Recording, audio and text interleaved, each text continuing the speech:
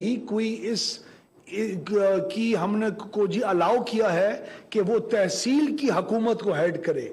جو عام آدمی ہوگا، جو بڑے بڑے لوگ نہیں ہوں گے، جو ڈائریکٹلی الیکٹڈ الیکشن جو عمران خان لے کے آ رہا تھا، جہاں صرف پیسے کا زور رکھنے والے صرف پورے ضلعوں کے اندر اور تحصیلوں کے اندر حکمرانی کر سکتے تھے اور الیکٹ ہو سکتے تھے، اس کے بجائے ہم نے الٹا ایک غریب آدمی کو بھی جو کم وسائل رکھتا ہے، اگر وہ یو سی کا وائس چیئرمین بن سکے گا تو وہ تحصیل کا بھی وہی چیئرمین بن سکے گا، اس کے علاوہ کوئی نہیں بن سکے گا. تو ہم نے اس قسم کی ریولوشنری سٹیپس کی ہیں.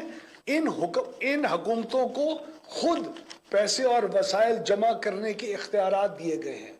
جو آفیسرز ان حکومتوں میں جا کے کام کریں گے، ان حکومتوں کے سربراہان کے اوپر وہ آفیسرز امپوز نہیں کیے جائیں گے. ان کا اختیار ہوگا کہ وہ کس کو ایکسیپٹ کریں اور کس کو نہ کریں، تاکہ وہاں اگر کوئی افسر صحیح کام نہیں کر رہا ہوگا تو اس حکمران کی، یو سی والے کی، تحصیل والے کی، ضلع والے کی اپنی اتھارٹی ہوگی کہ وہ اس کو چینج کر کے بہتر کارکردگی دکھانے والے آفیسرز کو کر سکیں.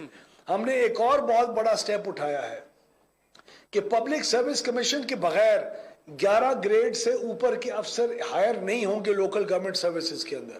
باقاعدہ ٹرانسپیرنٹ میکنزم کے ذریعے پبلک سروسز کمیشن کے تحت ہائرنگ ہوگی، ٹرانسپیرنسی کے تحت. جو شہباز شریف